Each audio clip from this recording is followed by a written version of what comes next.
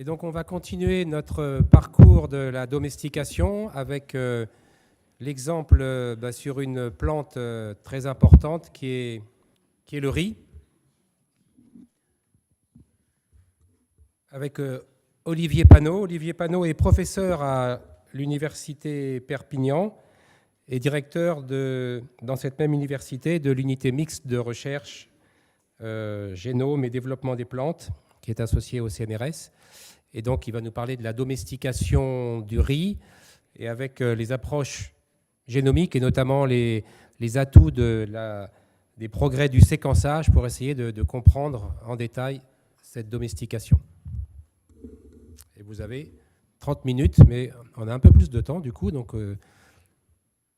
merci beaucoup. Pas de souci. D'accord. D'abord, je voudrais remercier les organisateurs de cette réunion pour m'avoir invité. Je rencontre plein de collègues, d'anciens collègues, que je n'ai pas vus depuis longtemps, ça me fait très plaisir. Je vais faire quelque chose que je ne fais jamais. Est-ce que vous m'autorisez à prendre une photo de vous? Oui. Levez la main si vous dites non. Ah, il dit non. Vous dites non? Ah bon, d'accord. Parce que c'est... voilà. Bon, ça va prendre 2 secondes. Je peux la prendre avec vous si vous voulez. Hein. Attends, je suis en grand angle, donc je vous ai aussi. Voilà. Allez. Parfait. Merci beaucoup. Ça, c'est fait. Non, je suis sérieux, ça me fait très plaisir. Alors, moi aussi, je suis un ancien élève d'André. André, je ne pense pas que j'ai été ton élève le plus brillant à ton cours de génétique quantitative, il faut le dire. Hein. Bon. Enfin, moins que Jacques, on était ensemble. Moi, je suis un élève de Jean Pernès, donc on était ensemble hein, sur les bancs de l'université, Bruno. Je suis un élève de Jean Pernès. En fait, Jean disait qu'on ne peut rien comprendre, en fait, pour simplifier. On ne comprend pas grand-chose à la génétique ou à la diversité d'une espèce cultivée si on ne comprend pas son origine, c'est-à-dire sa domestication. Et en fait, je suis content de voir que toutes les présentations que nous avons eues le démontrent très bien, en fait. Alors, histoire simple, histoire complexe. Malheureusement, c'est souvent complexe. C'est une histoire de migration, c'est une histoire d'échange, de recombinaison, d'introgression. Donc, c'est pas simple. Et le riz ne déroge pas à la règle, comme je vais essayer de vous le montrer. Et j'ai choisi de vous montrer cette diapositive. Alors, Jacques a très bien expliqué l'histoire de la domestication. Moi, il se trouve que c'est un peu ma passion depuis que j'ai commencé la recherche et je me suis beaucoup intéressé au processus de domestication et à l'histoire de l'homme depuis le néolithique supérieur. Donc, qu'est-ce qui s'est passé dans les sociétés humaines depuis 10 000 ans? Et je suis tombé sur un livre de James Scott qui m'a beaucoup intéressé. Alors James Scott n'est pas un biologiste, c'est pas un archéologue, c'est un historien des systèmes politiques. Et c'est quelqu'un qui s'intéresse à l'émergence des villes et des sociétés structurées. Moi, j'avais dans l'idée, comme certains d'entre vous, je suis sûr que c'est une hypothèse qui traîne, que la domestication, l'agriculture a permis la structuration des sociétés et l'émergence des villes, en fait. Hein, et que donc, ça s'est associé d'un changement d'habitudes alimentaires. Jacques l'a très bien montré, probablement un changement des modifications génétiques d'Homo sapiens, dès qu'il a commencé à vivre dans les villes et qui a mangé des plantes, produits de l'agriculture, etc. Et James Scott dit tout le contraire, en fait. Et puis, ce n'est pas une hypothèse, puisque ça s'appuie sur des évidences archéologiques évidentes, qui sont d'une part l'apparition des premières plantes cultivées, ça c'est les carpologues qui nous le disent. Carpologues, c'est les archéologues qui s'intéressent aux plantes cultivées, aux graines. Donc les premières plantes cultivées, c'est 9000 ans, 9000 ans avant Jésus-Christ. Et l'apparition des premières villes, les villes c'est plus facile à identifier, hein, ça laisse beaucoup de traces, c'est 3000 ans plus tard. Ce qui veut dire que, entre le moment où l'homme a domestiqué les plantes, les animaux c'était avant, mais disons les plantes, et le moment où il a construit des villes avec donc des sociétés structurées, politiquement structurées, il y a eu 3 millénaires pendant lesquels l'homme a demeuré et resté un chasseur-cueilleur. Il y a eu un mode de vie mixte entre la chasse et la cueillette et l'agriculture. Et ce qu'il dit, en fait, si vous voyez le cold snap, comme il écrit, lui, ce qu'il dit, alors ça c'est plus spéculatif, c'est que cette vague de refroidissement a complètement changé les voies migratoires des grands mammifères, parce que l'homme, il disait, en fait, les chasseurs se mettaient sur les voies de migration des grands mammifères pour aller les chasser et puis récupérer assez de nourriture pour vivre à un certain moment. Cette vague de froid a modifié les voies migratoires et donc a peut-être motivé le processus de domestication, puisqu'il y avait un manque il y avait beaucoup moins d'animaux à chasser, etc. Bon, bref. Mais en tout cas, quoi qu'il en soit, l'homme a continué à chasser tout en faisant l'agriculture. Mais dans des structures, en fait, des structures qui ne sont pas du tout les grandes villes. En fait, c'était des villages. Et donc, le nomadisme, en fait, c'était un mode de vie mixte entre le nomadisme et la sédentarité, puisque l'agriculture... Alors, la domestication... Alors, je ne suis pas latiniste, je suis encore moins latiniste que Jacques, mais moi, j'ai appris deux choses en latin, c'était rosa et puis domus, la maison. Donc, la domestication, c'est ramener les plantes à la maison. Les seules plantes qu'on peut ramener à la maison, qu'on peut cultiver, sont des plantes domestiquées, et pas des plantes sauvages. On peut récolter des plantes sauvages. Et donc il y avait forcément un changement de mode de vie qui a été associé à cette domestication. C'est assez intéressant de réfléchir à ça, parce que pourquoi je vous raconte tout ça, c'est qu'avec le riz, vous allez voir que ce nomadisme, en fait, qui a perduré pendant plusieurs siècles, en fait, il a conduit à une migration, des phénomènes migratoires très importants. Je vais vous le montrer en Asie dans un instant, et des échanges. Et la mise en contact de plantes d'origines différentes, comme je vais vous montrer sur le riz. Donc ça, c'est important, je pense, d'intégrer cette information quand on étudie l'origine des plantes. Alors, je vais vous parler du riz. Donc, je travaille depuis de nombreuses années sur le riz, sur le génome du riz. Donc, le riz, pour simplifier, il y a deux groupes variétaux principaux qu'on appelle indica et japonica. Indica, c'est le riz à grains longs, qu'on aime bien manger. Et japonica, c'est le riz à grains courts, le riz de sushi. Bon, voilà, c'est pour simplifier. Et ce qui est important, c'est que ce sont deux types variétaux qui ont des caractéristiques agronomiques très différentes. L'architecture de la plante est différente. Le riz indica aime bien pousser les pieds dans l'eau, alors que le riz japonica est plutôt un riz, ce qu'on appelle un riz pluvial, c'est-à-dire un riz en conditions de culture aérobie.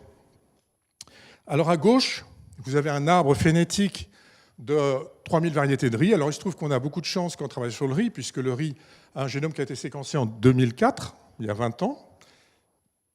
Et en 2014, on dispose depuis 2014 de 3000 génomes de riz. C'est un gros projet de la Banque mondiale qui a permis de séquencer 3000 variétés de riz et qui nous permet de faire de la génomique du riz, qui nous a permis de faire depuis 10 ans de la génomique des populations de riz et d'avancer en particulier, comme je vais essayer de vous le montrer aujourd'hui, sur la domestication. Donc, alors cette diapo, je la montre depuis longtemps. Le fait qu'on ait deux groupes variétaux qui soient génétiquement distincts suggère qu'il y a eu deux domestications indépendantes. Voilà, c'est pas besoin d'être un grand spécialiste du domaine. Et donc, l'idée, c'était qu'il y avait deux centres de domestication du riz asiatique, Oryza sativa, de part et d'autre de la chaîne himalayenne.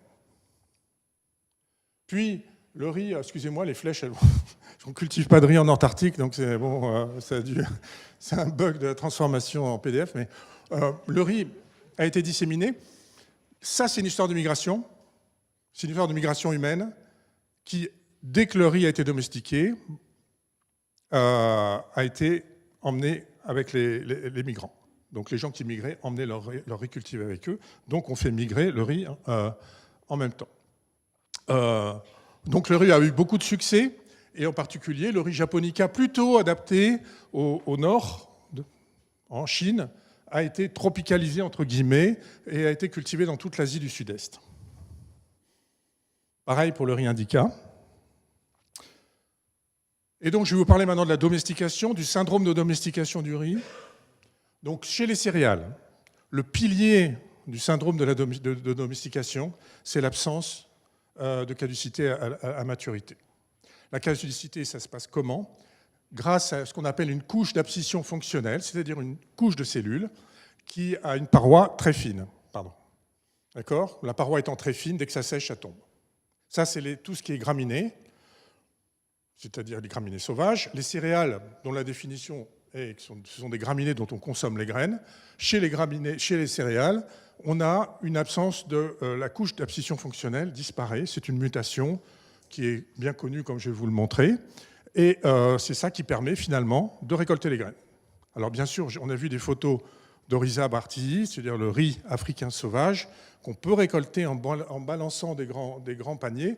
C'est ce qu'on appelle une plante de soudure en Afrique, c'est-à-dire quand on n'a plus rien à manger, alors effectivement, on récolte Oryza bartii pour ne pas mourir de faim, mais quand même, si on veut manger des céréales, il vaut mieux qu'il y ait plus de couches d'abscission fonctionnelle.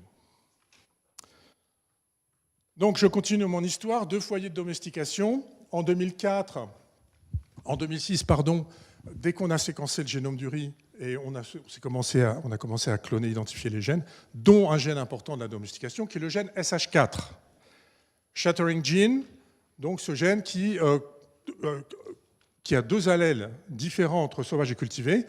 Chez le sauvage, il y a une couche d'abscission fonctionnelle. Chez cultivé, et ça c'est le riz japonica, là, on voit qu'il y a plus la couche d'abscission fonctionnelle dont le grain ne tombe pas à maturité. Chez le riz indica, désolé, il me manque quelques informations, mais chez le riz indica, il y a également une absence de couche d'abscission fonctionnelle. Le gène a été cloné. Ici, vous avez un gène japonica transformé avec l'allèle sauvage, et vous voyez que quand on transforme avec l'allèle sauvage, on récupère le phénotype sauvage, donc c'est la preuve que ce gène est bien appliqué dans la domestication. Très bien. Petit problème, c'est quand on regarde, désolé, cette diapo est un peu compliquée, les travaux de quelqu'un dont on a vu la photo ce matin, qui est Michael Puruganan, avec qui je me suis beaucoup disputé, enfin gentiment, parce que c'est un copain, mais il a dit, mais ça ne marche pas ton histoire de domestication. Pourquoi? Vous avez ici, alors les figures, je vous les explique brièvement. Vous avez à gauche un arbre phénétique établi avec les marqueurs de tout le chromosome 1 du riz. Il y en a 12, il y en a. Et vous voyez donc qu'il y a 2 Oryza, donc ça c'est l'espèce sauvage. Vous avez 2 groupes de l'espèce sauvage qu'on appelle Oryza rufipogon, je reviendrai là-dessus. Et vous voyez que Indica se rapproche de ce groupe orange et Japonica se rapproche de ce groupe vert. Donc on voit bien qu'il y a 2 origines différentes, tout va bien. Sauf que quand on fait la même chose avec les gènes de domestication, je vous demande de regarder celui de droite. Eh bien, quand on regarde l'arbre phénétique établi avec 20 kilobases de la région du gène SH4, on perd complètement cette structuration. Il n'y a qu'un seul allèle SH4 dans tout le riz cultivé. Et là, c'est la fin de l'histoire de domestication. Alors, je dois vous dire, bon, là, ça va. Je vous parle de la domestication du riz. Peut-être que ça vous intéresse, mais ça vous passionne pas plus que ça. Que si je fais la même chose en Chine, et Dieu sait que j'ai fait des présentations en Chine, en Inde, au Japon, c'est pas du tout la même chose. Parce que les Chinois disent on a inventé le riz. Les Indiens disent on a inventé le riz. Les Japonais disent on a inventé le riz. Les Taïwanais disent on a inventé le riz. Et pareil, les Coréens. Pourquoi? Parce qu'il y a des liens culturels très très forts sur cette plante. Qu'on n'a pas, nous, sur le blé, parce que la plante est transformée. Non, eux, ils l'ont dans l'assiette. Et j'ai réalisé ça. Et j'avais des réactions très véhémentes dans la salle. Je dis, de quoi? Mais non, c'est bien. Bon, bref. Donc, là, je commence à me disputer. Et donc, mais il n'y avait pas d'argument. Il y a un seul allèle et un seul allèle. Donc, il n'y a qu'une seule domestication du riz. Entre-temps, j'ai un collègue, un très bon ami également, qui lui dit non, c'est pas possible, il était sûr qu'il y avait 2 domestications, et il travaillait sur un autre caractère, alors qui n'est peut-être pas le caractère primaire, mais qui est l'architecture paniculaire. Je vous l'explique très rapidement, c'est très simple. Vous avez Oryza rufipogon au milieu, panicule assez étalée et perte des grains à maturité, vous le voyez comme la figure du milieu ici. Et ce qu'il a fait, c'est qu'il a introgressé un gène ici, dans Oryza rufipogon, qui est un gène une mutation du gène d'architecture paniculaire qui referme la panicule. Ça égrène, mais la panicule, elle est fermée. Et à des heures et des heures à passer à phénotyper les graines, il montre qu'on peut très bien manger cette plante, parce que les grains sont retenus par cette architecture, ils sont emprisonnés dans la panicule. Donc, il dit, chez Indica, il n'y a pas que le gène de shattering. Bref, je vais quand même aller un peu plus vite. En 2023, il y a un article dans Nature Plant qui a été publié, qui résume le modèle actuel. Il y a bien eu plusieurs centres de domestication. En fait, il y en a eu 3. Indica, Japonica et House, peu importe. Et que les flèches vous montrent qu'il y a eu beaucoup d'échanges.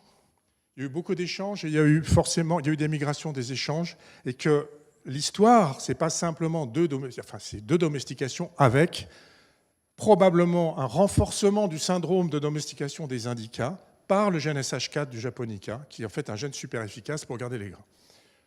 Bien, donc c'est un peu ce que nous a raconté Maud ce matin. Bon, sur le riz, c'est pareil. Il y a eu beaucoup de migrations. L'histoire est un peu complexe. C'est-à-dire il y a un foyer au départ, il y a 8 à 10 000 ans, et puis après, il y a eu d'autres choses. Enfin, il y a eu 3 foyers, puis après, il y a eu d'autres choses de migration et d'échanges.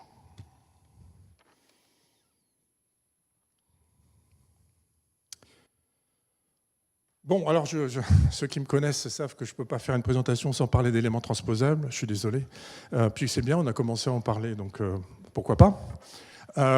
Donc nous, on s'est beaucoup intéressé à ces 3000 génomes, étant, on va dire, impliqués dans la problématique de l'impact des éléments transposables sur les génomes végétaux. Hein. Bon, bah, c'était une ressource inestimable, 3000 génomes qu'on avait sous la main pour savoir, enfin, si les éléments transposables comment ils avaient façonné le génome du riz, ce génome végétal de 400 mégabases, et s'ils avaient eu un impact fonctionnel. Donc on a dû quand même développer des programmes bioinformatiques, des méthodes bioinformatiques pour étudier les mouvements de TE dans ces génomes de riz. Je ne vais pas rentrer dans les détails, je ne vais pas vous assommer avec des considérations. Simplement, je vous fais 2 diapos, je ne sais pas si je dois le faire ici, mais d'introduction sur les éléments transposables, découverts par Barbara McClintock. Les éléments transposables sont des séquences mobiles. Quand elles bougent, elles s'insèrent dans des gènes. Elles peuvent donc avoir un effet sur l'expression des gènes, blablabla. Il y a tellement d'exemples dans la littérature. La phalène du bouleau, exemple darwinien s'il en est, c'est un transposon. Le petit pois de Darwin, le petit pois de Mendel, excusez-moi, mais Darwin était parfaitement au courant des travaux de Mendel et les a ignorés superbement, en fait. Mais bon, bref. Donc, le petit pois de Mendel, c'est également un transposon. Enfin, bon. On a publié, il y a maintenant de nombreuses années, une classification des éléments transposables que je ne vous demande pas de lire. Il y a énormément de types d'éléments transposables. Ça, c'est la génomique qui nous l'a appris. L'analyse des génomes nous a conduit à connaître beaucoup mieux les éléments transposables. Il y a plein de types différents. Ce qu'il faut savoir, par rapport à la discussion que nous avons eue, c'est que, bien sûr, les éléments transposables sont les constituants majoritaires des génomes, plus de 90% chez le blé, et les gros génomes. Donc, il y a une relation linéaire parfaite entre taille des génomes et polyploïdie, on va dire taille des génomes diploïdes et contenu en éléments transposables. Et donc, ça nous fait nous poser la question de l'impact fonctionnel. Alors, on a des exemples connus d'impact, on va dire, agronomique, des éléments transposables. Le raisin blanc, donc si vous aimez bien le vin blanc la prochaine fois, si vous ne le saviez pas, ben vous saurez que c'est un rétrotransposon qui s'est inséré en amont du gène MIB. J'aime bien cet exemple parce qu'en fait, ce n'est pas une mutation. Enfin, c'est une mutation si vous voulez, parce que c'est une mutation de l'ADN, mais ce n'est pas dans le gène MIB, c'est en amont. Donc c'est une variation de l'expression du gène. D'accord ? Bon, donc ça, c'est un exemple.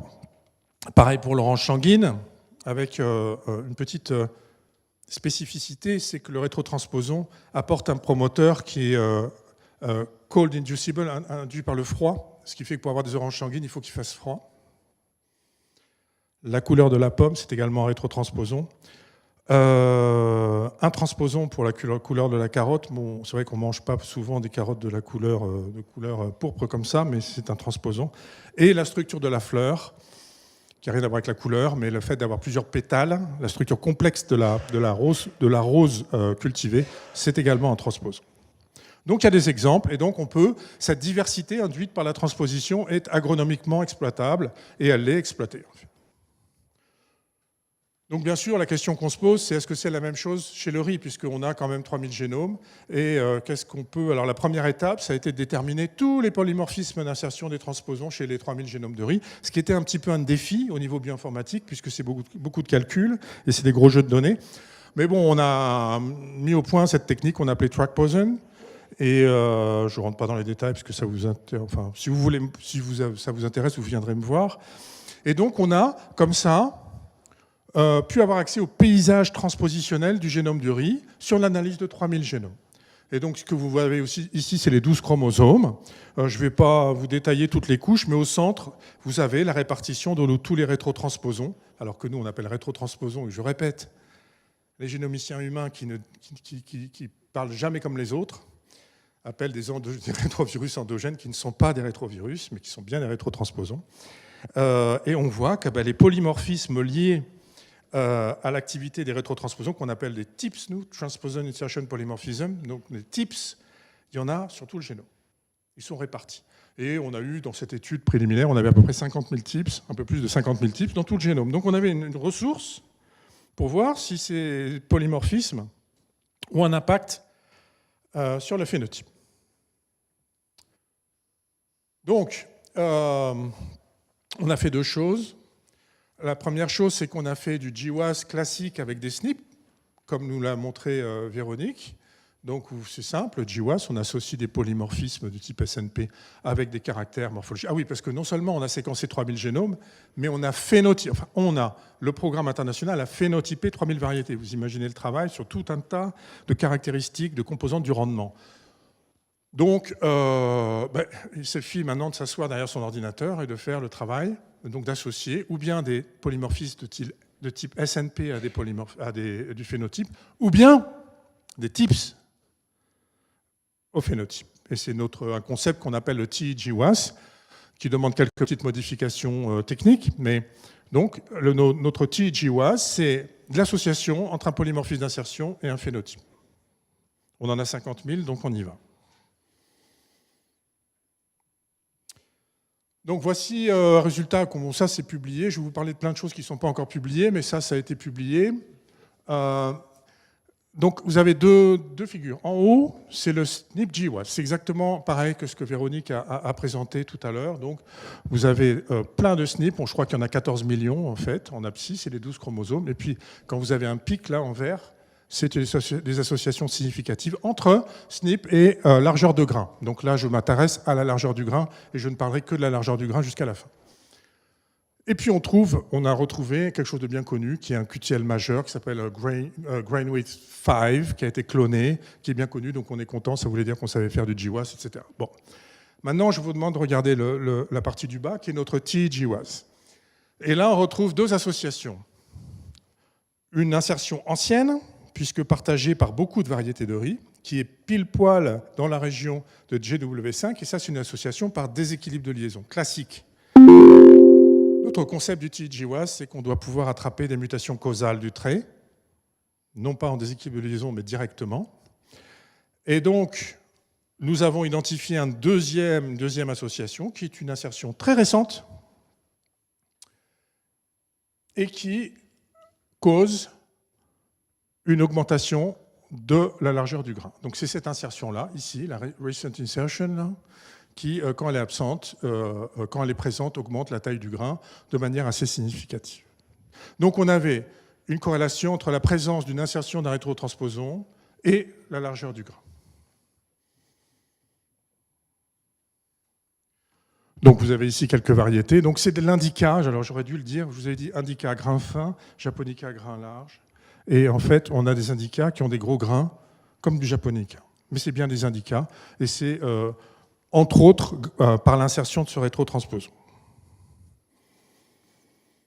Ce qui m'intéresse, confère ce que je vous ai dit en introduction, c'est que les variétés qui ont cette insertion, il y en a 27, parmi les 3000, il y en a très peu, mais on les trouve dans une région que j'ai assurée ici, Laos, Thaïlande, Chine du Sud, et c'est dans une région, vous voyez, qui n'est pas loin du centre de domestication, et une zone d'échange, de contact, peut-être de flux de gènes, d'introgression et de recombinaison. J'insiste parce que je vais vous emmener sur ce terrain dans 5 minutes. Donc, on a fait un petit peu de génomique. À partir du moment où je vais vous parler de génomique, je m'en excuse à l'avance. Ça va être un petit peu hardcore, mais bon, je suis obligé. Donc, le type associé à la largeur du grain, c'est une insertion du rétrotransposon RN215, peu importe le nom. Donc, vous avez une insertion, et il se trouve que c'est dans une région d'un cluster de 4 copies du gène de glucosyltransférase dont on sait que ce type de gène est impliqué dans le remplissage du grain. Donc ça faisait de bons gènes candidats. Ce n'est pas une preuve, mais ça en fait des gènes candidats. Et donc alors l'histoire se complique un petit peu puisqu'on a une insertion d'un rétrotransposon, mais on a un autre rétrotransposon inséré à côté, et lui, vraiment dans un des gènes de glucosyltransférase. Et donc on a dû débobiner cette histoire. Et alors, restez avec moi, ça se complique un peu, mais enfin, ça va quand même. Donc le rétrotransposon OPI, là, celui qui est dans le gène, il est plus ancien. Il est arrivé en premier. Quand on regarde les variétés qui ont OPI seulement, tout en haut, et qu'on regarde la distribution de la taille des grains des variétés qui ont que OPI, voilà, c'est des grains relativement fins. Ceux qui n'ont rien du tout sont des grains fins. Seuls les grains qui ont en plus RN215 sont des grains plus gros. Donc pour nous, ça suggère que c'est vraiment l'insertion RN215 qui conduit à une augmentation de la taille du grain. Donc ça en fait un gène candidat. Alors nous avons travaillé avec cette variété qu'on appelle 128-087, mais peu importe. Donc là, vous avez un grain indica, fin et long, un grain japonica, court et rond, et puis vous avez cette variété un peu bizarre avec un grain qui est long mais large en fait. Et c'est RN215 qui le rend plus large, voilà, pour simplifier. Donc on doit prouver ça maintenant. Donc c'est un travail qui est en cours et qui n'est pas publié.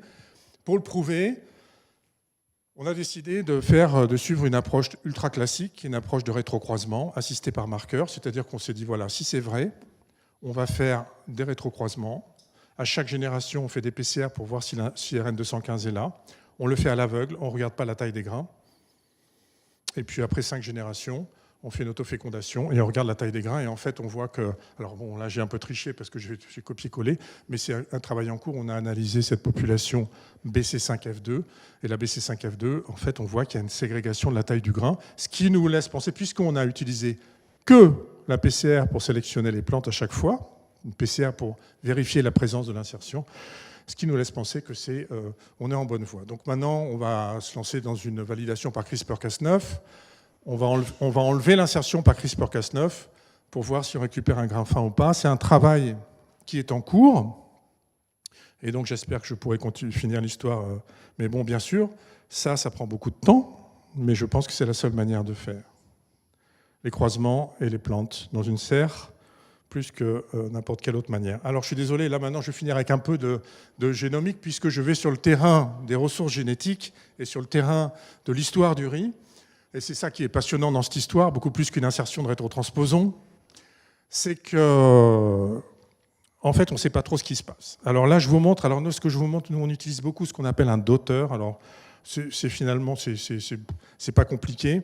Quand on compare 2 génomes, on les met comme ça, en 2 dimensions. Quand on compare un bout de génome et un autre, et s'il y a une diagonale, c'est que ça se ressemble. S'il n'y a pas de diagonale, ça ne se ressemble pas. Donc là, en l'occurrence, on voit bien que là, ça ne se ressemble pas parce qu'il y a une insertion de quelque chose. Et quand on compare avec RN215, eh bien, on voit bien qu'il y a une insertion d'un LTR ici, voilà. Et que c'est comme ça qu'on valide. Et pareil pour OPI, le deuxième rétrotransposon, on voit qu'il s'insère ici, tac, ça s'arrête. Et il y a tout ça qui est du OPI. Et ça continue après. Donc on peut visualiser la dynamique du génome dans ces régions. Donc là, voilà. Pas de problème. Donc ce qu'on a fait, c'est qu'on a séquencé, on a assemblé le génome du donneur, de la variété à grain large. Donc nous avons la chance d'avoir plusieurs séquenceurs nanopores. Et ça marche très bien. Je dois dire au passage, on en a parlé brièvement, le séquençage en lecture longue, c'est une véritable révolution pour la génomique, pour la transcriptomique. On a accès aujourd'hui à la transcriptomique pleine longueur, les ARN directs pleine longueur, et on découvre plein de choses. Plein de choses sur la régulation du transcriptome. Bon, là, je ne vous parle que du génome. Et donc, on peut assembler le génome. Alors, c'était un assemblage quick and dirty, comme on dit, et donc, on a des contigs. Et je vous demande simplement de regarder en haut à droite, pour l'instant. Donc, quand on compare un bout de chromosome au hasard, alors, de notre variété à grains larges, horizontales, et d'un indica vertical, il se trouve qu'on a la chance aussi d'avoir des génomes T2T, comme on dit, télomère à télomère chez le riz.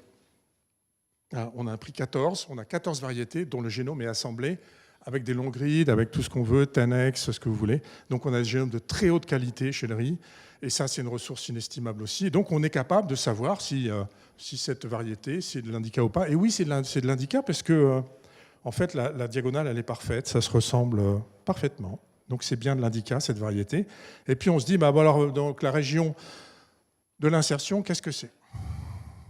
Et là, on compare, alors le vert c'est de l'indica, comme vous l'avez vu, ça c'est les indicas ici, c'est l'arbre représenté un petit peu différemment. Et quand je compare mon contigue, là où j'ai l'insertion de RN215 avec de l'indica, vous voyez que c'est loin d'être une diagonale, c'est pas de l'indica, puisque ça s'interrompt carrément, donc c'est pas du génome d'indica. Bon, d'accord. Je fais la même chose avec Japonica, avec les génomes de Japonica, c'est pas du Japonica. Pas du Japonica. Ça devrait, la diagonale, on devrait la retrouver. C'est pas du Japonica. Je fais avec des riz aromatiques, qui est un groupe distinct. C'est pas des riz aromatiques. C'est pas un riz aromatique qui est introgressé.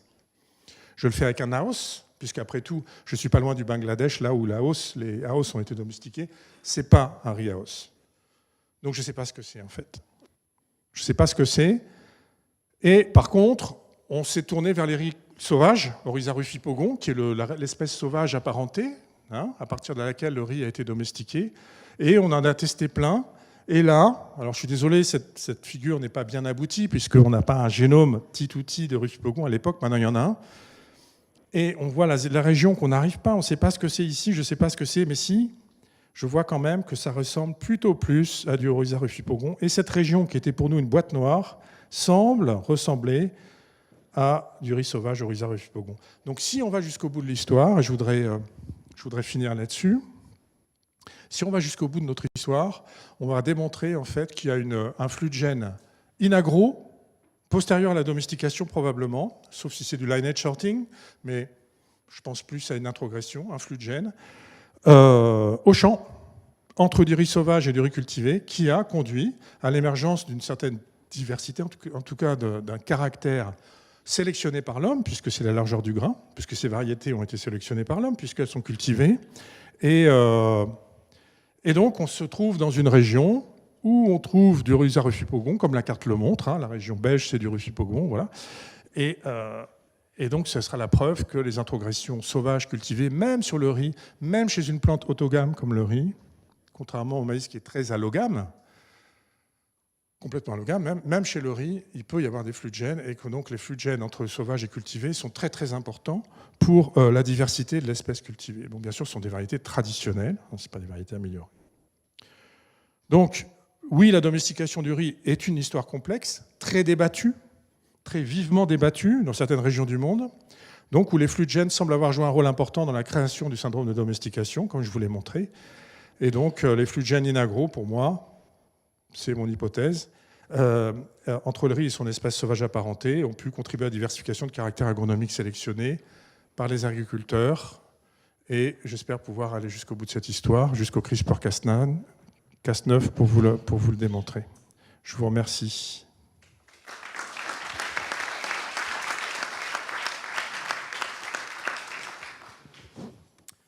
Merci pour cette immersion dans le domaine complexe du riz.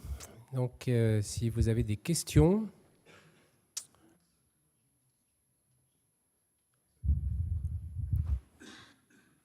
Une question, deux questions.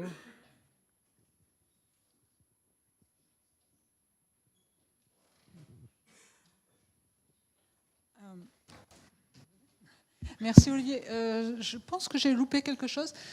Si tu as l'insertion du RN215, mais tu n'as pas l'insertion du OPI, OKI, on ne peut jamais la voir, puisqu'elle prédate. En fait, c'était OPI en premier. C'est ce que sur les plantes qui avaient du OPI, qui a en plus une insertion d'RN215. Est-ce que vous envisagez de le tester, cette hypothèse, qu'en fait, c'est la combinaison des deux?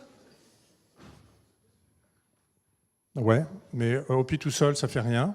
Donc c'est peut-être RN215 dans un contexte OPI peut-être qui fait. Mais en enlevant l'insertion de RN215, on verra déjà. Enfin, si on y arrive.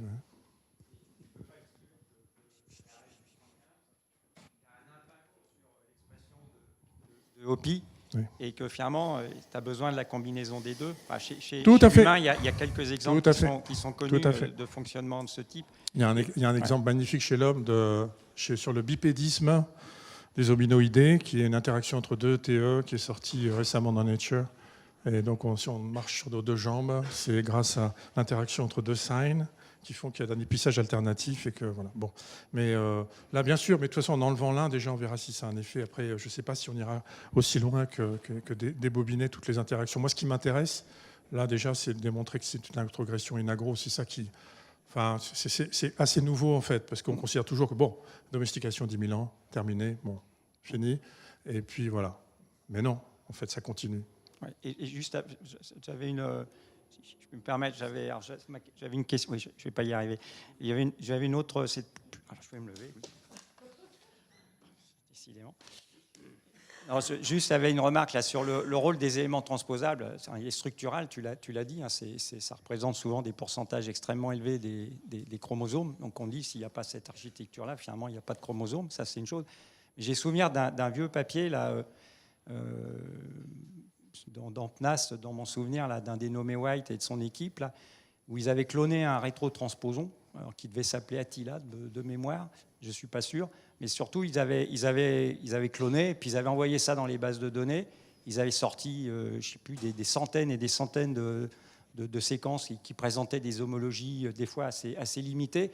Et ils n'avaient pas fait comme tout le monde, c'est-à-dire jeter ce qui ne correspondait pas à ce qu'ils cherchaient.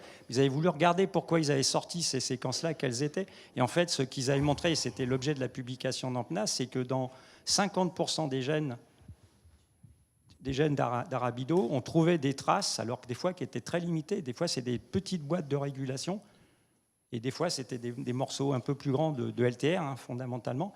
Et leur conclusion, c'était de dire que des gènes qui sont des gènes hautement régulés, parce que c'était souvent des gènes d'adaptation, de réponse à des stress, finalement, ces gènes, les promoteurs et les régulations s'étaient construites à partir de LTR, de rétrotransposons dont on savait depuis longtemps finalement qu'elles étaient souvent des petites boîtes qui leur permettaient d'être exprimées, induites par des tas des conditions de stress.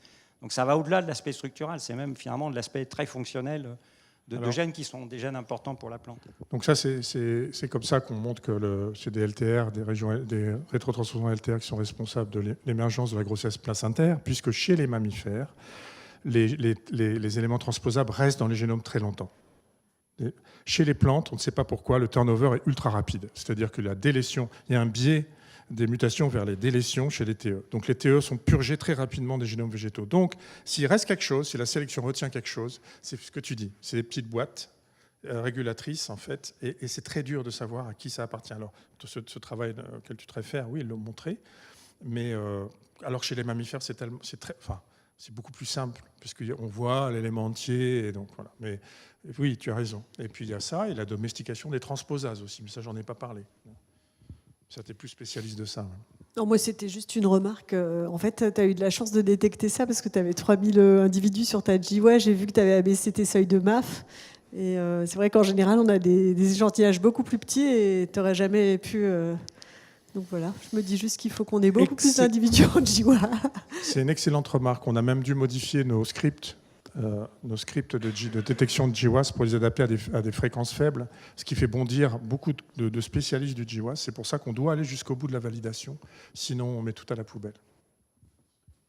Moi, je voulais revenir sur le schéma dont tu nous parles, en fait, avec deux possibles origines au départ et après des échanges.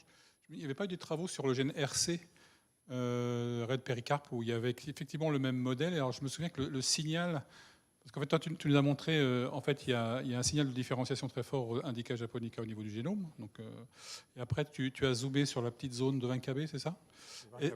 Ouais, et je me souviens que dans ce papier, il y avait une différenciation du FST qui était donc à peu près de 0,2 génomiquement. Et puis après, ça descend jusqu'à 0 au gène péricarpe, parce que c'est exactement le schéma que tu décris. Il y a un seul allèle pour la couleur blanche des trucs. Et après, ça remonte. Est-ce que tu as pu regarder ce genre de signal un peu plus global et puis un petit peu plus quantitatif pour voir par quelle vallée tu passes?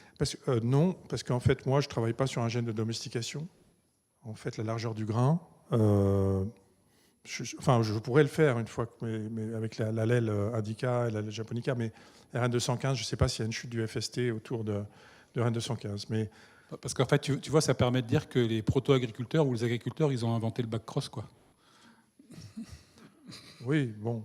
Non, mais c'est... Non, mais je suis d'accord. Et tu vois, l'intensité de la chute de ressemblance, elle est vachement intéressante sur la manière dont ça s'est passé. Je reviens sur ta présentation où tu dis, voilà, les nomades se baladaient, etc. Pour faire le lien avec des scénarios évolutifs, mais de l'explication fonctionnelle et mécaniste. Il y a de l'information dans ce dont tu nous parles sur la temporalité, les effectifs, etc. Donc, c'est pour ça que je te posais la question.